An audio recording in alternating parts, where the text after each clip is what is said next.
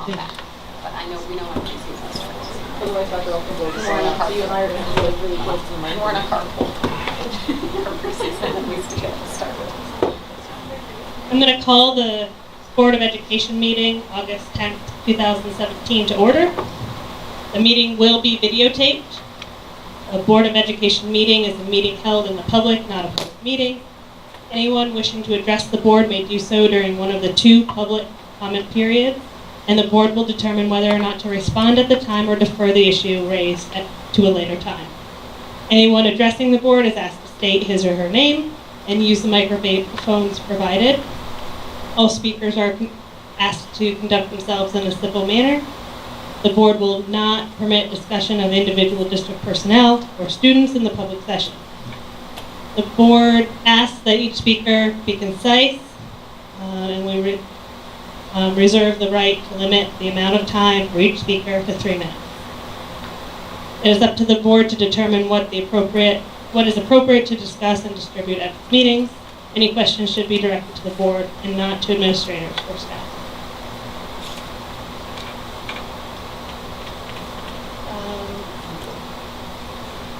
Preliminary actions, we have additions to the agenda. There's one addition that I know of. We'll go 7.7, discussion on technology. Are there any other additions?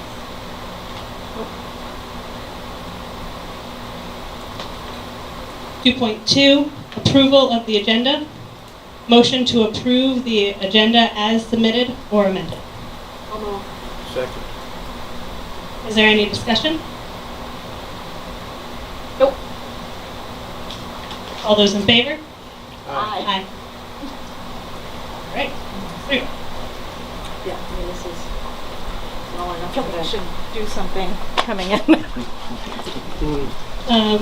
2.3 is approval of the minutes. Recommended action is the motion to approve the minutes of the July 13th, 2017 reorganizational and regular meetings. I'll move. Second. Is there any discussion? All those in favor? Aye.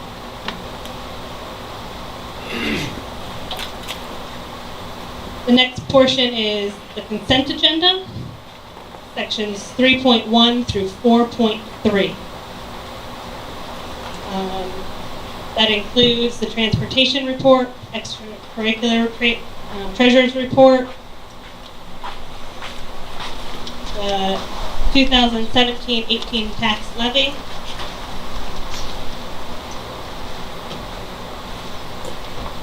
(2017-18 board meeting dates), summer school, recommended actions for a motion to rescind the appointment of Kim Cunningham as the summer school teacher effective June 30th, as recommended by the secondary principal and the superintendent.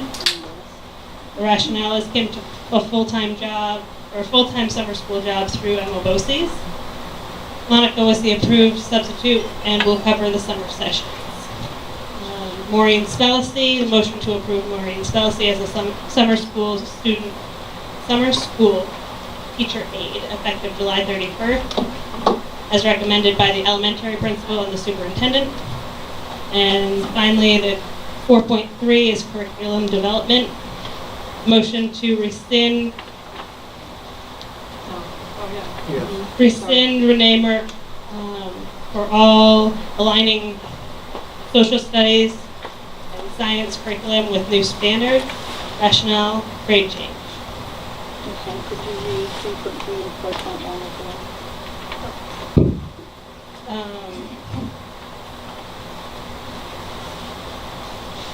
4.1 was the 2017-18 board meeting date.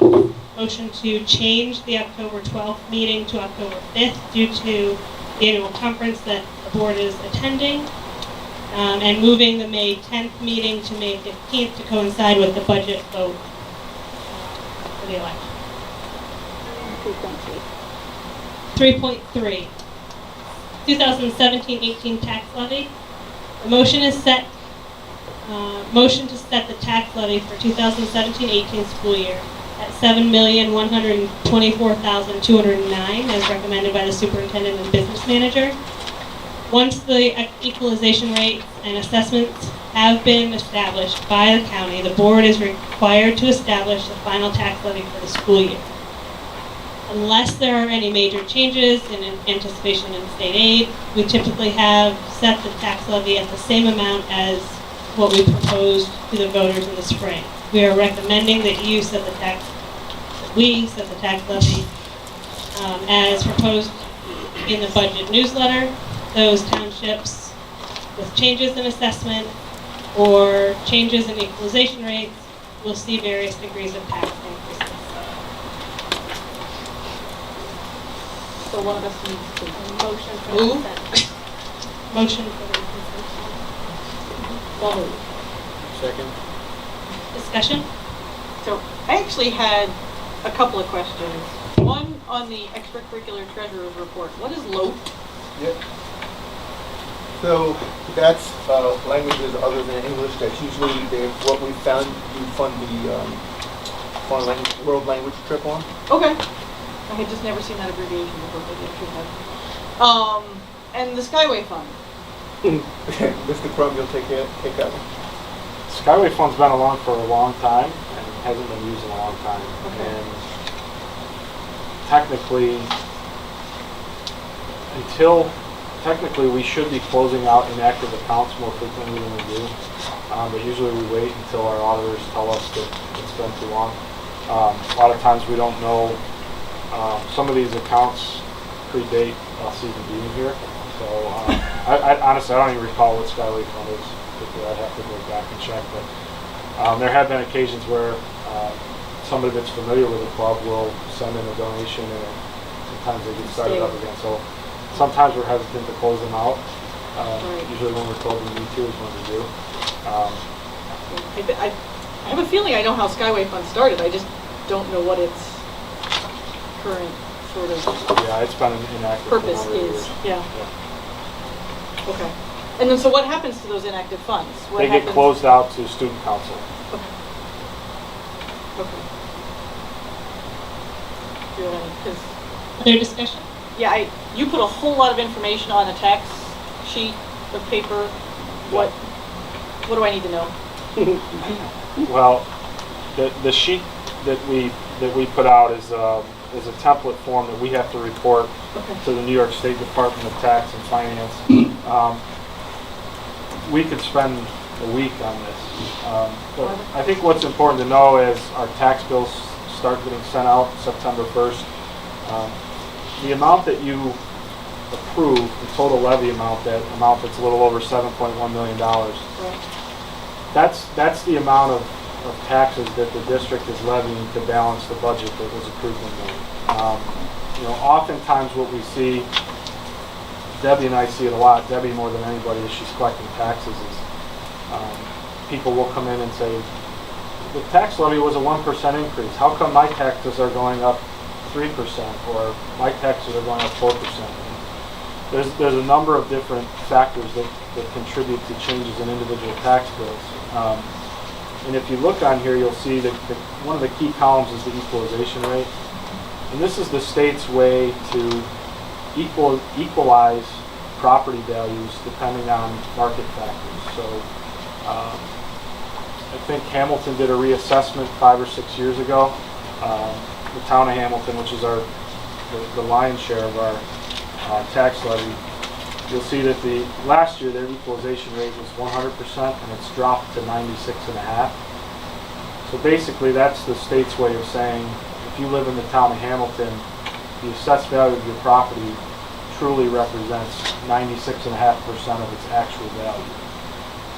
So typically what we see is when municipalities' equalization rates drop, they tend to carry more of the burden of the tax levy increases. So unfortunately, they tend to fluctuate. Last year, Eaton and Lebanon, their equalization rates dropped, so there were people that had 8-10% increases on their tax bills. People in Hamilton, their taxes may have dropped. So this year it's sort of the opposite, but relatively stable comparatively to future years. So just, if you're in the grocery store and people ask about their tax bill, just to try not to muddy the waters, just you can remind people that the 1% increase was on the tax levy. And really, it's not the district's, out of the district's control how individual tax bills are calculated. Okay, thank you.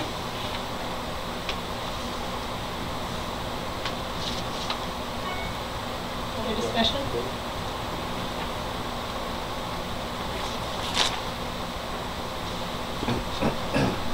If there's no more discussion, can, all those in favor of approving the consent agenda?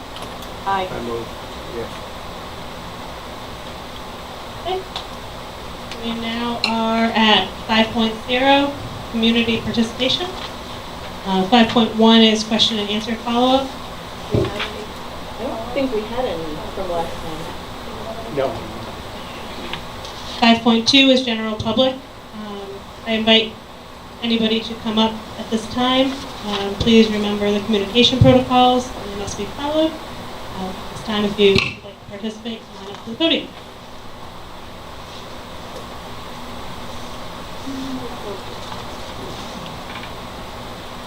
Hello?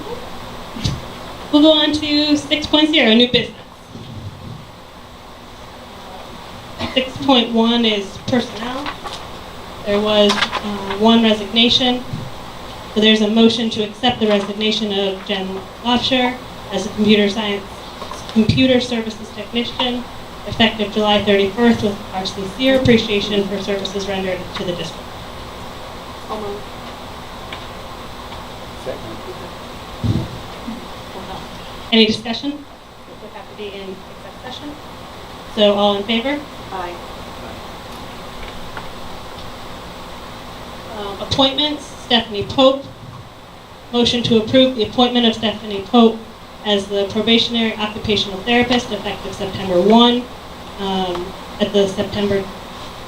At step 10 of the salary schedule as recommended by the director of TPS and the superintendent. I'll move. Second. There's no discussion here, so all in favor? Aye.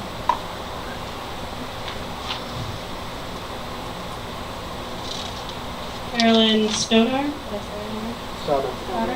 Second. Motion to approve the appointment of Carolyn Stoddard as a probationary physical education teacher effective September 1 at step 1 of the salary schedule as recommended by the secondary principal and the superintendent. I'll move. Sure, I'll so move. I'll second. All those in favor? Aye. Aye. Susan White, motion to approve Susan White to work with Jessica Toyer on the summer curriculum project, aligning social studies and science curriculum with new standards as recommended by the elementary principal and superintendent. I'll move. Second. All in favor? Aye. Aye. Part-time positions. Motion to approve the following part-time positions for 17-18 school year. Since the staff members will continue to be employed in this part-time capacity, they will require an annual appointment. I'll move. Second. All those in favor? Aye. 6.2, donation. Motion to accept the monetary donation from the Hamilton Emerald Foundation in the amount of $7,825.05, with sincere appreciation and to increase the budget by this amount. So moved. I'll second. Any discussion? Anybody, what home and careers classroom equipment did that money go to? Pardon me?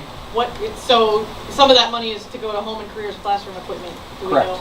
Yep, What that is? two stoves and a refrigerator and kitchen supplies for Mrs. Right. Roy to do a home and careers curriculum with the 8th graders.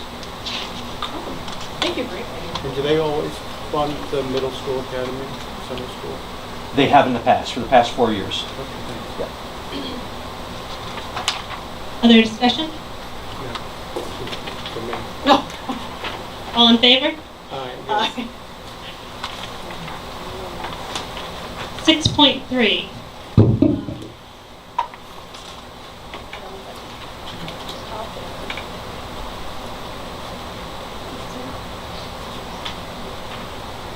Debbie, what policy number is this one? Is it 5210? It's two different ones. technically. It's 5210 and 5662 And then the new one. that need to be merged. 5210 and 5662 that need to be merged into a new one. How do they get numbered when you do that? BOCES will renumber them. BOCES depending on renumbers where it, they okay. Put them in the policy. So this is a first reading on the school lunch policy. Any discussion? I don't know how much we want to discuss, but we need to get this done by September 1st, right? So we're going to need to have a special meeting to approve this before. Ooh, that was fun. It's a learning curve. I didn't do that when I tested it. So no, we don't have to do that. No, we don't. We don't have to have a special meeting. But what we'll do is have a plan in place, Okay. language in place. We have the structure in place already. Okay. So, And you know, Trustee Lehman isn't here, but most of the information that he had requested and had questions for, we have. Right. And so it's about molding it into a policy and being compliant with the state mandate and the policy reflecting that. I think what we've done in the past is all just kind of submitted proposed modifications and then brought that back to the next reading. Do we need to discuss those modifications at the meeting in order to do that, or can we just turn them in? You'll have a should turn second them in, reading yeah. at the next board Okay. meeting. Any of these changes, they could change, or they submit before the second reading, so I can give them Right, a Ahead of revised time. ahead of Yeah. time. So Yeah. I really do need those before the next meeting. okay. So, I would just looking at it, one of the things, I mean, my preference would just be to go with the BOCES policy and edit what we need to edit. I don't know, I mean, it's already written, is the advantage. I guess my question for some of these things, like, if people have questions, they should contact blank, and then it says in parentheses, school lunch officer or whatever. Do we actually want to put a name in the policy, or do we want it to say school lunch officer? We want it to say school lunch officer, because then we don't have to change it every year if that person, okay, that's what I wanted to, and we already have policies about how many meals and that kind of stuff, right? We have practices and procedures. Yeah, I'll just throw some caution out there. This is probably one, even the existing policy, it's very loosely followed for the sake of, the philosophy here has long been we feed kids. Right, We right, keep feeding kids. right. And some of the new requirements and some of the new recommendations would prohibit us from doing what we've done historically, so. The way I read this, at no point did it ever say we couldn't keep feeding kids. No, but when you get into alternative meals and yeah, I mean, cheese sandwiches for somebody who has and our This is our their faculty meal and a staff day. here develop such a rapport with kids. They know who needs meals. They Right. know who benefits by maybe, going a little bit beyond the 20 meals. They know how to reach out to these people and connect with these people. Same thing with the carryover balances. The new regulation is stating that all debts should be reconciled by June 30th. We get checks in all summer. We send out reminders and people just don't get around to it until after July 1st. So Right. it's tough. So that's not something we're gonna reconcile though, and, Historically, we've allowed underclassmen to carry over a balance from one year to the next.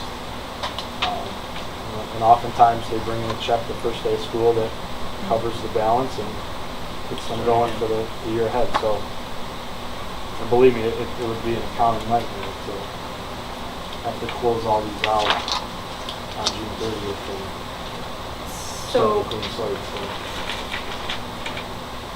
am I reading it wrong to understand though that that is essentially what the state is requiring? Or, so the state is requiring that even though so it's not like we can write our policy differently because this is a state rule that we have to stay within. Say we write the policy and do our best to adhere to it. Right. And, No, we write our policy as flexible as we're willing to be and able to be, and Would you like us to do it? I guess my other question about it was, somewhere in here, there's a statement about not taking from the general fund for whatever. And we pretty much do every year, do we not? We do. I mean, it's a consistent amount, so is that gonna be a problem under these rules? Do we just need? No, I mean, it's part of our budget. You know, it's approved as budgeted part that of our way. budget, so Okay. you know, that's okay. That's the other piece, I just wanted to make sure that we weren't gonna get hung up in accounting. And again, that's been a Red tape. philosophical practice here, rather than Right. continuing to increase lunch prices. Try to make money from our food operation and subsidize it through the general fund budget. Okay. Thank you. Those were my only questions.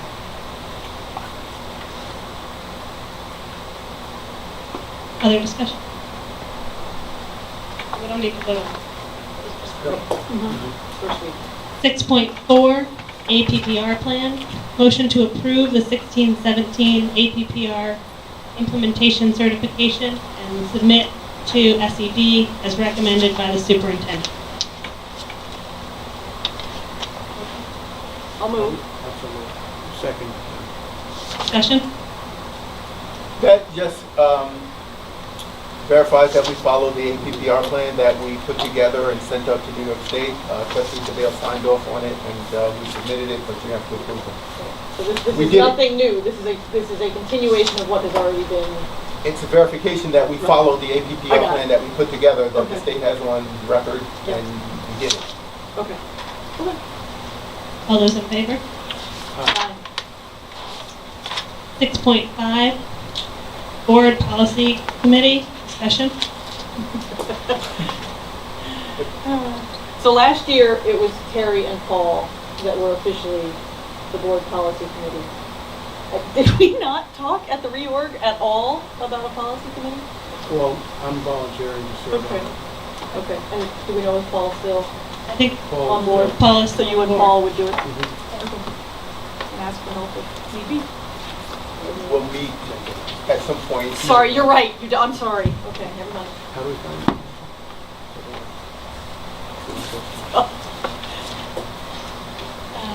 We're good. Good there. 6.6, Transportation, Fall Sports, discussion. Try it again.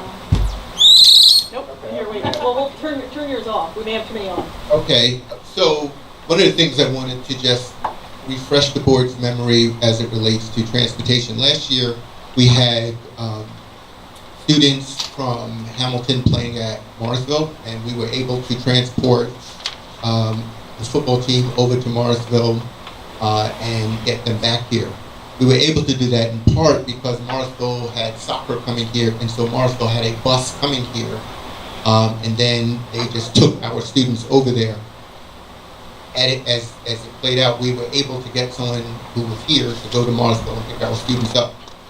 Last year, we said if we had 15 students or more, and whenever possible, we would try and accommodate transportation to these sport sites. This year, we are not in a position to do so for our teams that are outside of the district, and it comes down to a person power capacity. It's a capacity issue. We have boys football, we have modified and JV. The number is at 14, but the number isn't really the issue. The number, it's the availability of people and buses. And so at this point, we don't have the capacity to provide transportation to other sites to get our students there. And I wanted to bring that to your attention. And so while we would like to do it, we met with the transportation director and Mr. Crum, and we reached out to other schools to see if there was anyone who could kind of help us out. And we don't have that support. We think the person power isn't there. One of the things that I just wanted to bring to your attention is, in addition to 2 to 4 being the busiest time of day for any bus company in any part of New York State, we also transport the other sports, their games. So we're doing those runs already.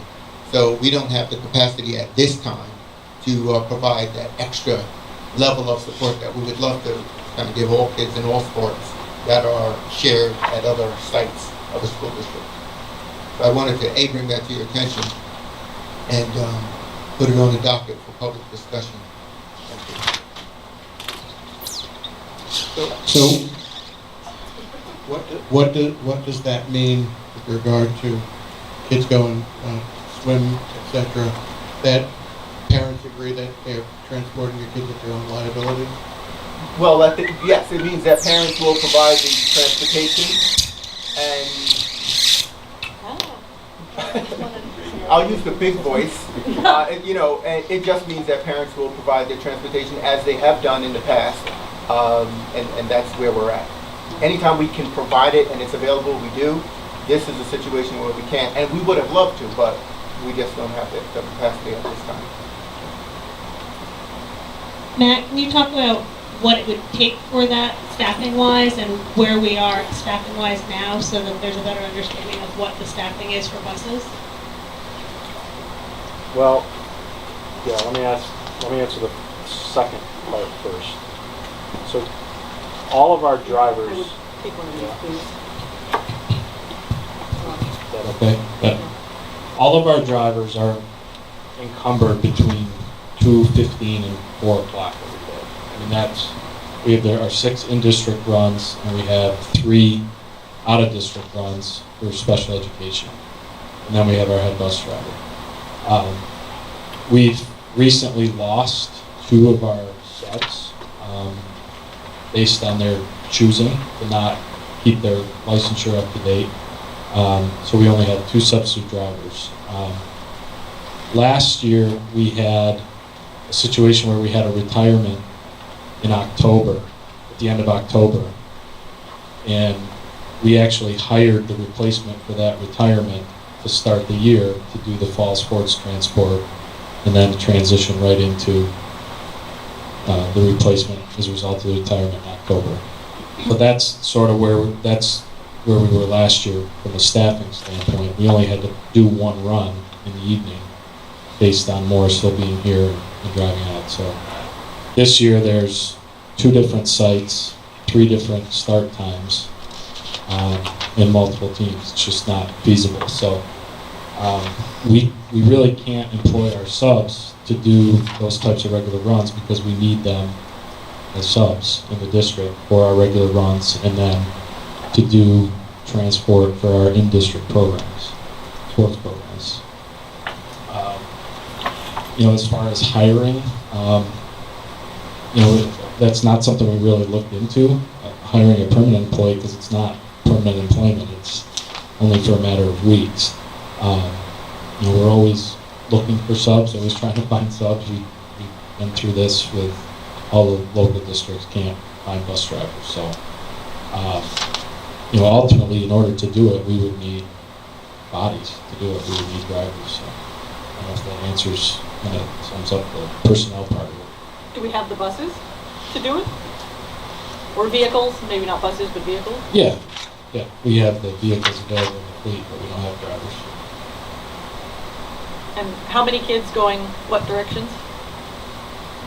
We have 13 going to Waterville for modified and varsity football. We have 8 going to Morrisville for JV and varsity girls soccer and field hockey. But those practice times are not always at the same time, They're not the same. even for football. Once the school year starts, the sports at Morrisville will be at the same time. The sports at Waterville will be at different times. So they're varying. Preseason is just all over the place. There's all different times for preseason, which starts Monday for football, Thursday for all other sports, fall sports. So they don't align practice times at the 2 districts.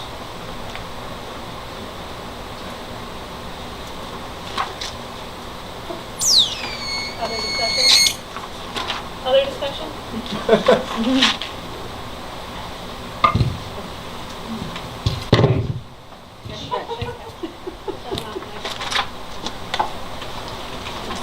Seven 7.0, information and correspondence. 7.1 is a HISP update. Nothing to report new at this time. Nothing from last month.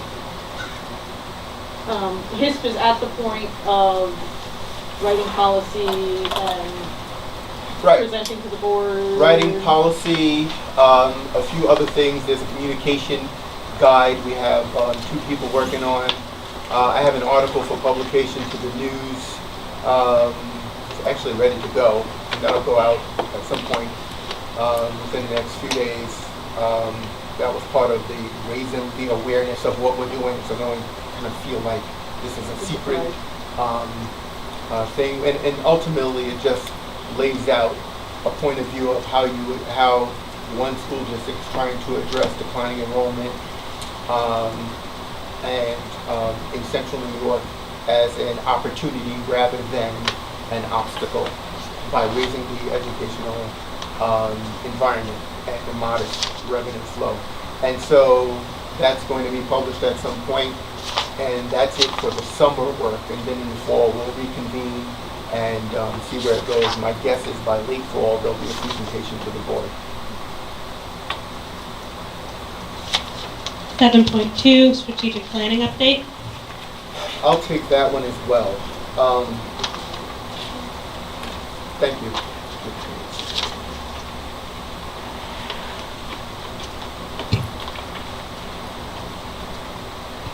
With regard to the strategic planning update, we have task forces in action.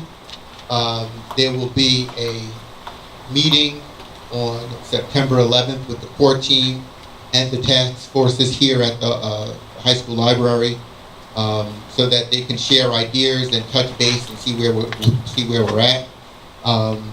The soft deadline is an October presentation to the board.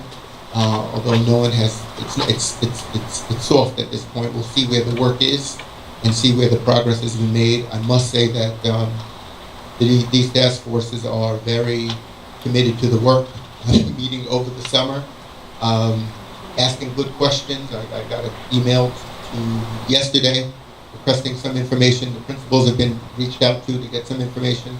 And we have about, if you look at the core team and task force, I would say 40 to 50 people across the district involved in this endeavor.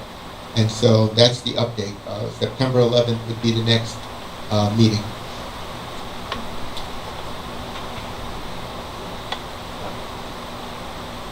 .3 advisory update. Are 7.3 and 7.4 the same thing? No, so what's 7.3 refer to then? Very well, could be your elementary and secondary. Yeah, No, those are steering steering. team. Well, that's the same thing. Don't meet over. Yeah. that's over Okay, the so summer. 7.3 is steering. Yeah, and they call it advisory now, right? It's advisory So now. 7.3 was the elementary and high school steering committees, which did not meet, so there's no update there. 7.4 HTA BOE advisory committee update. You were there. We did meet last month. We went over a few things to get us organized. We have another meeting in a couple of weeks, and we look to be on a good path for this committee going forward.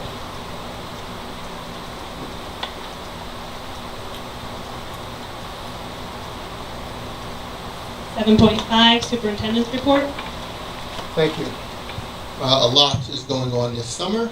All of the hiring is nearly done. We have a few more things, just a couple of positions to fill, and we do believe we'll have that taken care of. I'd like to take a moment to recognize Ms. Audrey Miller, who received a letter from Congresswoman Claudia Tenney. Very nice letter, recognizing her for her prestigious award. So if we can give her a round of applause. And very nice for our Congresswoman to recognize you. The Mohawk Valley Regional Information Center has provided us with additional staff, and we have a 3-day-week technology coordinator who began today, Dr. Dan Starr. And additionally, they've provided us, and he is, for lack of a better word, contracted for August and September when we talk about the technology position, hopefully we'll be able to have that position filled before that time is up. They've also provided us with another person for 3 days a week for the month of August to ensure that we have everything up and running for our opening of school. So that's our MORIC update. The last piece is, as I had indicated in a previous meeting, we were appealing our focus designation with the New York State Education Department. In effect, they have said our economically challenged students have not met the growth levels, and as a result, we were a focus designation, and we did receive some funds with that. I appealed it after doing good research with Kevin and his data team, and we looked at our graduation rate for economically disadvantaged students over the last 6 years. And just to surprise you on how we're doing, would anyone want to take a guess what our graduation rate for economically disadvantaged students are? Anyone in the audience? 87. Very nice, but close. 90%. And so we made the case that the 3 through 8 testing, while we appreciate it and we understand your authority, it's supposed to be indicative of how you are doing towards graduation. Quite frankly, it is statistically irrelevant. It's certainly in this case. So we made the appeal, and he gave us a letter yesterday via email. And I did reach out to a couple of regents to support us on this cause, but they said no. And the interesting thing is that they said, we appreciate that you've actually made progress on your economically disadvantaged students last year, but your participation rate is below 95%, therefore you will remain a focus district. As much as an optimist as I am, I don't see us getting 95% participation rate on these 3 through 8 tests for any economic group. And so we're in this situation. I will write a letter to them expressing our disappointment and continue to advocate for the Hamilton School District. On the other side, Mr. Ellis and I will sit out, put our heads together, and try and figure out how to apply for another grant from the State Education Department, since we could use the money anyway. And we'll make the best out of the situation.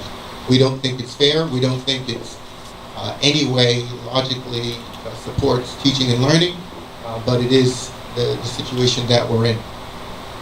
We will have to put together, like I say, another district comprehensive improvement plan. We'll have to adjust our DSIP and submit it by September 1st. We really were optimistic that we would get the approval to be off the designation list, because when Mr. Ellis and I were in Albany last year, we got the assistant commissioner's ear, explained the situation. He said, well, then you should appeal based on your graduation rate. And we said, well, that's where the money is. But they changed their mind, and it's tied to the No Child Left Behind ESAA waiver that they submitted to DC, which tied us, meaning New York State, to the fact that participation rates can be used as a factor to put this designation on schools. So, long story saying that we tried, we fought the good fight. We think the fight is over, but we're still going to try a back door and advocate, and that's where we are.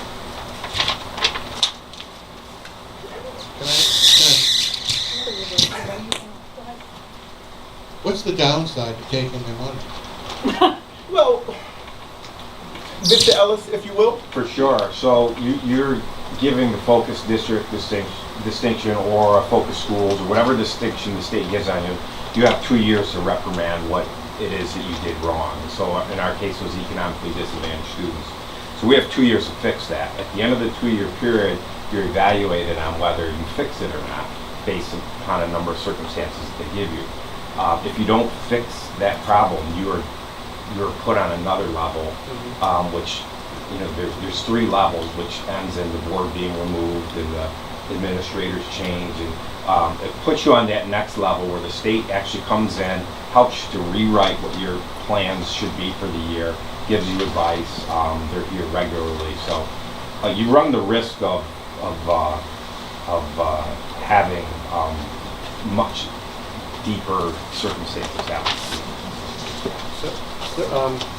Plus side, you get $50,000. What's that? Plus side, you could get $50,000. Okay, given the fact that this community is never going to participate at 95%, is that the sole criteria by which we remain a focus district? According to the letter, that is the thing. They say you're on for 2 years, and that's it unless the political winds change or advocacy. And so the things that Mr. Ellis is talking about, and where there are increased levels of state monitoring, is as political as anything else. In other words, I think when I write my letter to Education Week explaining this, it makes people take pause and say, what are they doing with testing in New York? Like, it puts the laser on it, and there are a couple other venues, because there are districts that are really struggling with student achievement. And now you're going to take a district that graduates 90% of its economically disadvantaged students and do what? Our graduation rate for economically disadvantaged students is higher than the state's graduation rate for total student body population, which is commendable for our team and support and everybody, but this just doesn't make sense. And we've got to try and get people to understand how much it doesn't make sense. I understand that, all of that, and everybody in this room knows what we do for kids. I just want to hear a clear statement whether there's a danger down the road, or whether it's our feelings are hurt and here's $50,000, which I guess I can live with. Right. No, there are longer term implications, as Mr. Ellis has articulated. Yeah. So I just want to clarify, I think the same question sort of that you started with, and that is, can you with other measures justify that these kids are showing improvement, or they will only accept that state test, and if we don't achieve that 98.5%, Part of the letter said our that's kids the only met, thing that's our going. economically disadvantaged students met the PI, which is the goal, this first year. So it's not, you have to measure after 2 years. They said we met it after 1 year. And the only reason we were not being taken off the list is we did not make the 95% participation rate. So That'll be that's a battle. I think if maybe you show improvement, you continue to show graduation rates. But as it stands now, the answer is no, just so that we're clear. So you can make, there are two criteria: making your PI index, making that index, and 95% participation rate. One of which we have much more control over than the other. And one of which is much more valuable than the other. Yeah, thank you.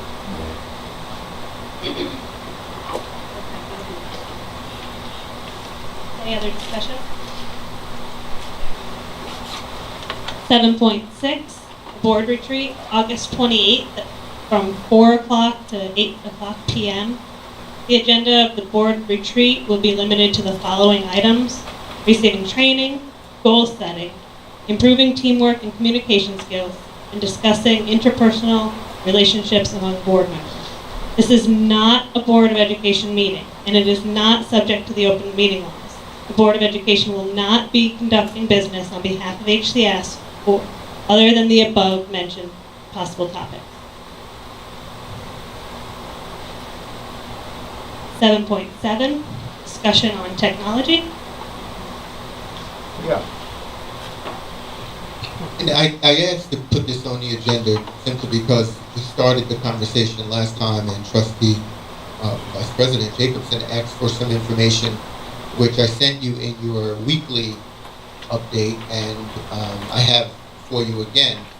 And basically it shows the staffing levels of our component districts. I asked for two other districts, Sherburne-Ellisville and Riskin? Steelers Valley. Thank you. and was not able to get that information. The MORIC put this together for me, and I don't know how much value it has for us, because the sizes of districts are very different. Certainly Rome is very different, but it gives you an idea of how they choose to staff their districts. The other thing that I just wanted to say is that we don't know the condition of their district technology. We really only know ours, and so I'd like tomorrow or Monday to put an ad out for a technology position so that we can, by the time the technology run ends for the BOCES person, we can have someone in place. And so there are a couple of, I'm opening it up for you're opening it up for discussion about just having the conversation right now in terms of what do we want to do with technology. We currently scheduled, we went through this, we had a full-time person, a 0.2, meaning a 1 day a week data person, and a 0.4, 2 day a week technician from the RIC. So that's what so in effect we have a 1.6 staffing for technology. Back in the day, what was Eric Coriel, how much of his day was, or his contract was technology? Full. He was innovation and enrichment. Okay, And we decided last meeting, he was an 11-month employee. Correct. So at our best, we had 2 full-time persons. That's correct. One whose focus was the technical end, and one whose focus was the curriculum and instruction and enrichment. Correct. Those were good days. Yeah. Is it, how, realistically, do we have a budget that can support going back to that kind of a system? Next year, I wouldn't, I just want to be able to see them. I don't see that in this year's budget. One of the things that we try and adhere to is to not spend money we didn't budget for. And it makes Kevin and I, not the bad guys sometimes, but that's how you run a fiscally tight ship, by saying, well, is it, but the first question when the principals come and say, is it budgeted for? And if the answer is no, we talk about, could we do it next year, and so that it's budgeted for. And so I don't really see that as something to really pursue, not a full 2 people. I don't see that this year, but I think as we go through the planning process and with the smart schools, and there's still a lot of conversation to be had in terms of the district technology focus and desires, right? I think there's still more to come on that. But I do think that at a minimum we could do more, and I'd be interested in what teachers have to say on the support part. So, and what I mean by that is there's the oversight, management, operational part, visioning part, and part of the job, and then there is the, I'm doing such and such in my classroom, how can you help me innovate, how can you help me set this up, that part that you referred to with Mr. Corielli.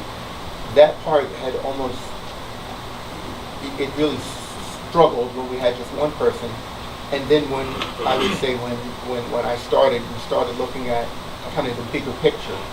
And so where we are now is trying to get the back infrastructure and systems and processes in place so that you can really dig into what you really want to do in the classroom with innovation and stuff. So a long way to say is, I think the priority would be to kind of get everything rolling and help teachers as they are now.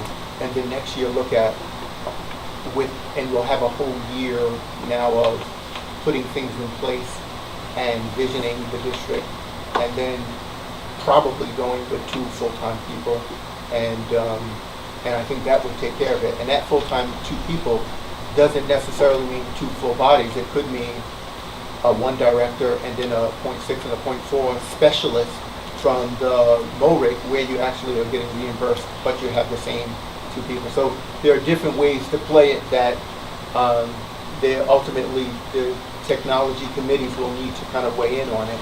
One of the things that we will probably do this year is have one district-wide committee with representation from different parts of the K-12 community, pre-K through 12 community, instead of going into two and having a community one, a secondary, elementary one, so that there is a common north for the entire system, as opposed to another way of doing it. So that the long answer is we think so, I think so, but we need more kind of information from the people who are ultimately going to be using it, and then the leadership part in terms of making it happen. So I just wanted, I pretty much came to the same conclusion after we talked about this last time, that it really seemed like a two full-time people seemed like what we would want based on the conversations that happened, and sort of one who's more about structure and I don't know what word to use, and then another who's about innovating with teachers and with teaching kids, because that's the other piece. I mean, there's almost three pieces. There's the structure and the backbone and the hardware. There's the helping teachers innovate and use and do what they want in the classroom. And then there's the who's teaching kids technology and that sort of stuff in the school. And so, you know, that was happening before with two full-time people. All of those things were happening before with two full-time people. I guess the other thing, just, and I totally, you know, agree, we got, live within our budgets and where we were, and so it makes sense that we would make plans and stepwise and those sorts of things. I guess my only question is thinking about teachers who have presented here within the last 6 months is, do we already have a part-time employee in the building who could be accessed for some of this as well? And again, that probably needs to be discussed in executive session because it's discussing specific employees and all that sort of stuff. But I just want to, you know, if we're talking about hiring full-time, but then that means we still need to tell you what our priority is about that one full-time hire. And do we agree that our priority about that full-time hire for now is to get the structure in place? And I kind of feel like that I would agree with that, because without the structure in place, having other people doesn't help. We got to build the backbone first, and then we can build everything else on top of it. So I guess my 2 cents is I would like to see 2 full-time people eventually, and if I have to give my opinion about what I would wish to see first, it would be to really build this backbone and build the plan, build our outline so that we can fill it in from there. I think if we have the resources for a 1.6, that we should be hiring a 1.6. So we should have 2 people. And I'm opposite of Ellen, and I think that we need to get our teachers going. Teachers are the ones that are teaching our kids, and so we need the focus to be there, and that person might be able to spend some of their time with the 0.6 person to get the backbone, but we need our classrooms running. So that's my take on it. I don't think those are mutually exclusive. I think they can together. So the announcement that's going out in the next couple of days, what will the job description is focused on? Which of those 2? Actually, it's the same job description that I sent in a weekly update. We added, it's very similar. It says if you have administrative certification, that's a plus but not required. We'll see what we get, and then, and so it requires all of, instructional support. It requires all the things that we just discussed. So we cast a broad net, and we'll see what we get. So everything that's taught, and ultimately people will apply, and then we'll try and prioritize. May very well be is that depends on what strengths present themselves to you. Correct. Very few people have those skill sets in one package. It's it's really like talking about a highly skilled math teacher. They're not that many on the market that have the full package. But we'll certainly put it out there and we'll see.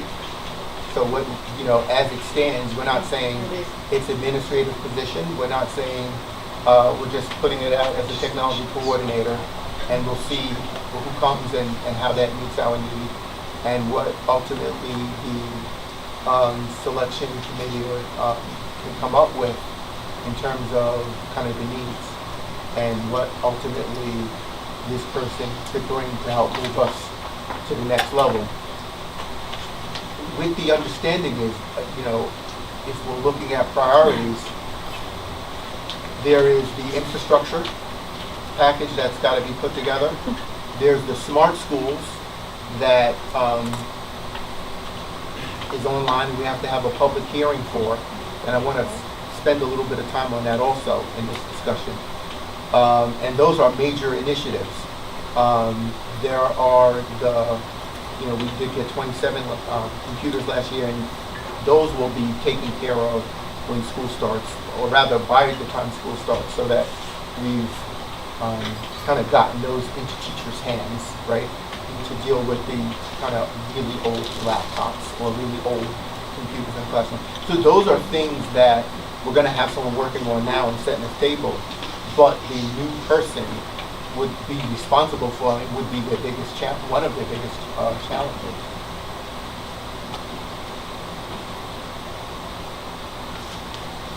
Any other discussion? I could say something about smart schools. So while we've been waiting for, the MORIC to kind of help us out, I've been doing some legwork on my own. As you know, we have a package on the board for the smart schools money, and that in effect speaks to computers and stuff for the classroom and instruction, and security, right? Cameras and that stuff. I was talking to one of our high people at executives at the RIC, and they said, one of your options is to break it into two and put a proposal in for just your classroom things that you need, meaning your computers and stuff. Get that approved. It'll take around 5 months. And after that's approved, then put in your security stuff, which will take around 18 months. And the rationale was the the security stuff requires an architect and goes into one department of the state education department and can sit there, and the average is around 18 months. Whereas, so your expression, Mr. Charco. Whereas the other, just getting the computers and kind of stuff that you need for the classroom, will be much quicker. And that's another avenue to kind of go down. So in effect, you'd have 2 public hearings, but it would be, okay, this is what we would like to spend the first amount of money for, and get it approved, and send it in and put it in the docket, and then after you get that approved, go the other route. And so I wanted to present that to you as something I got a few days ago, actually, when we were tidying it up, bringing in a new part-time technology director. And I wanted to put that up for discussion with you also. Just make sure I just had this clear. Does that mean that you have to wait the 5 months for the first thing, at least 5 months to get approved? So that would be putting security out 23 months. That is correct. So you can't submit 2 separate things at the same time. You have to complete one. That's my understanding, coming directly from Ms. Rockford. We spent some good time together the other day. Now, you could wait the average of 18 months to get them both approved, and that's fine too. That's something that, I think the responsible thing is to give you the options and let you weigh in on it. Okay, so the security is cameras and not internal security? When you talk about security, you're talking about making sure that the door is locked properly and that we've got surveillance? It's surveillance, it's an overhaul of the pads, it's everything, as you know, coming into HCS, just changing. It is primarily video, it's door locks, it's it's all of that to me, stuff. all of that stuff speaks to the physical safety of our staff and our students. And to make that wait 5 more months to me would be irresponsible. I would, without more information, I would on the face of it disagree, because it's 5 more months for a risk that, what risk, if the risk is imminent, then we shouldn't be waiting 18 months. If there's some sort of imminent risk to the safety of teachers, students, the district, then there's an imminent risk. I don't know that there's an imminent risk. So if that has to wait 23 months instead of 18 months so that we delay a risk that is negligible, I can live with that in order to get what we know we need now as fast as possible.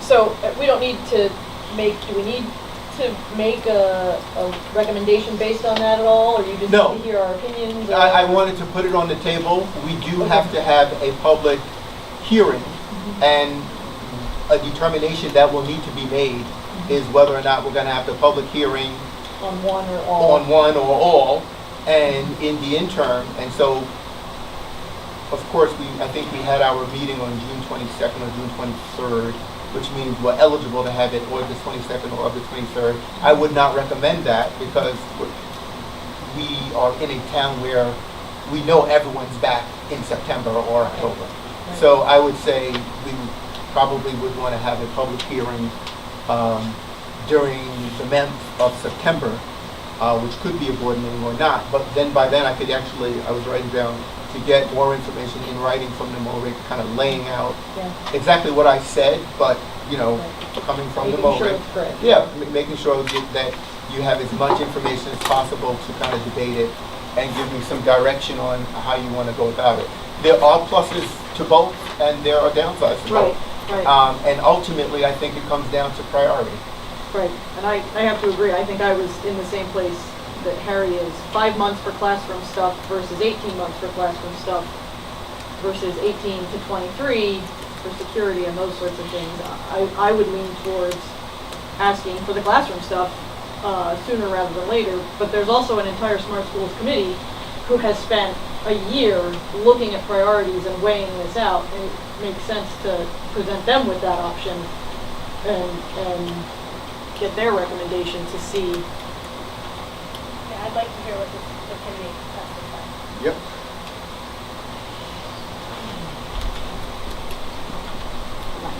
Great. That's all I have for technology.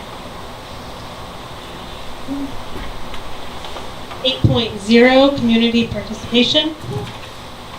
I invite the public to come up to the podium at this time. Remember, please use the communication protocols. And anybody would like to come up, please do so.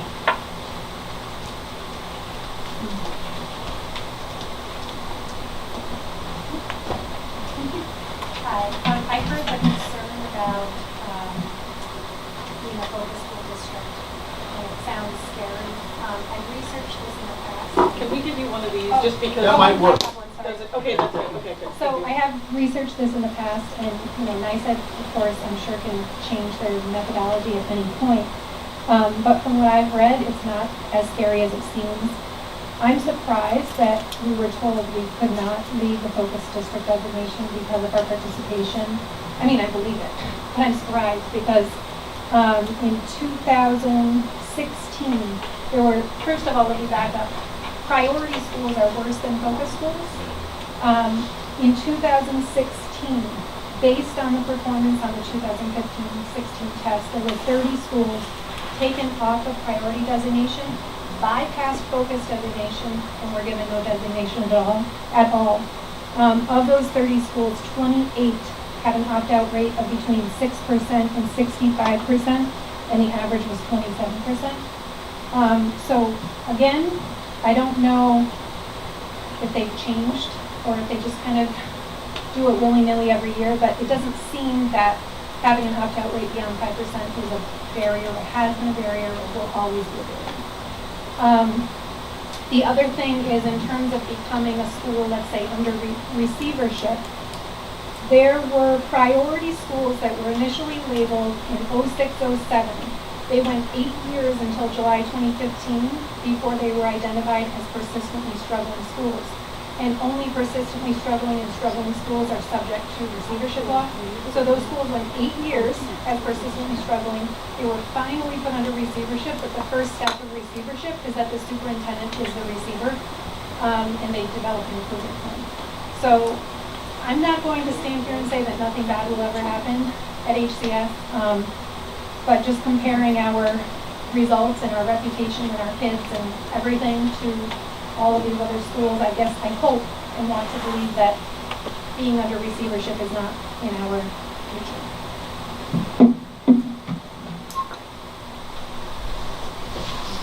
Thank you.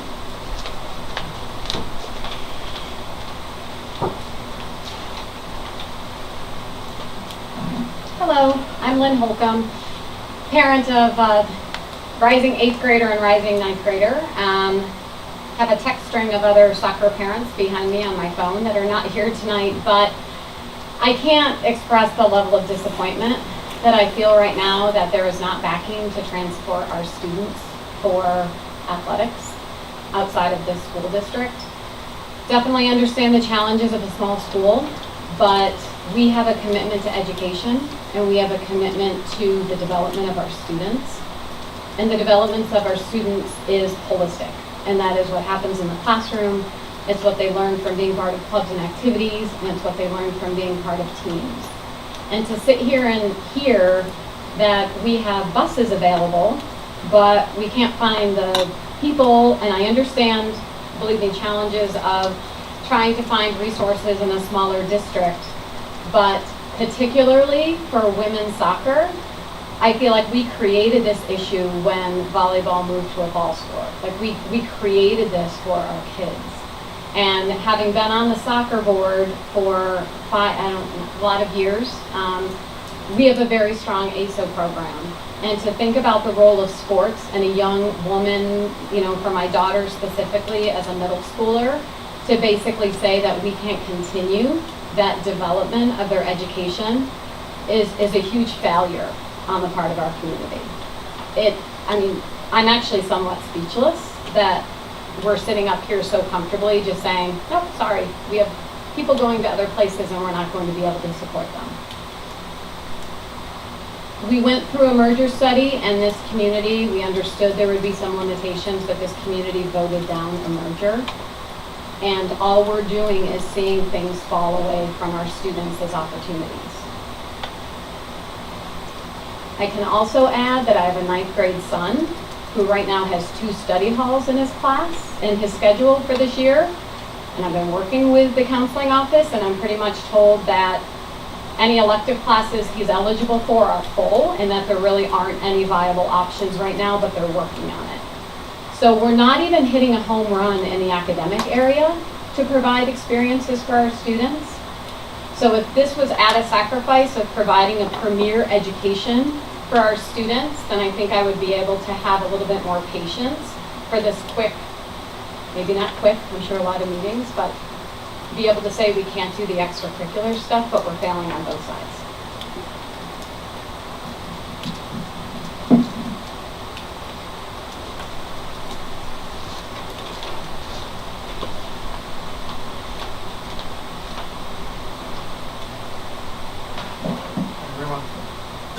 I want to talk about the focus thing a little bit because I agree we're doing everything. You guys are doing a great job. But when you brought up the argument that we graduate 90% of economically disadvantaged students, it got me to thinking because part of the focus district designation is the growth of those students compared to the others. Has anyone looked into the comparative final graduation average for those students versus the others to see if in that time, I get it, they're graduating, but there's a difference between graduating like with a good education and graduating like graduating. So that's my curiosity. The other thing I wanted to quickly talk about is, and know it's kind of old news, but congratulations on the SAT score rankings. I know Dr. Olson, you talked about building the brand. It's a way to increase your enrollment, which is something I've talked about a lot. So that's great. And something that goes to the other side of that is some of the continued technology problems as far as what technology is available, how is it used, how well do people know how to use it. Tonight's a pretty good example. I'm not going to touch this thing. A prime example is last week's meeting, which I wasn't able to attend, so I thought I'd watch it on YouTube. I get you don't have to post it on YouTube. You've chosen to as a board, but I can't read lips because there's no sound. So I emailed the technology director, and the response was, well, yeah, there's no sound, the mic wasn't on, but there's a description in the video, so yeah, there you go. My point is, when parents or people come to say like a open house, and it takes 10 minutes for whoever to get the microphone to work. When you come to a meeting and the microphone's not work, in a small way, that's a reflection in a negative way. That it's not the biggest problem, obviously, compared to everything else let's talk about, but it's worth noting that we're doing great things here as far as building the brand, as you say, but there's little things that will get people. And another little thing for the build the brand is one of the downsides of being in a focus district is to the average person that's looking up, should I move here, should I move there? If they see that this school is a focus district designation, it's just a negative stigma at the surface level. So that's the reason to try the hardest to get out.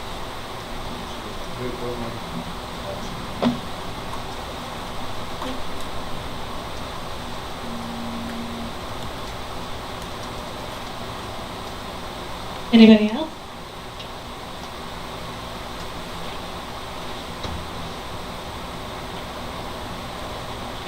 (9.0) the executive session.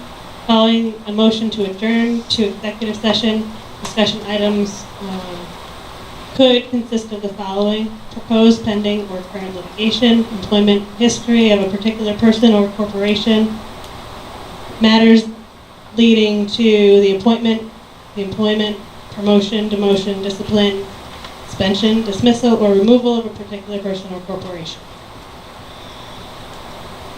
I'll move. Second. All those in favor? Aye. So we have a plan for the second special meeting on August 28th, so that's when that will be announcement. Yeah, but the board, Yeah. but we need to do this.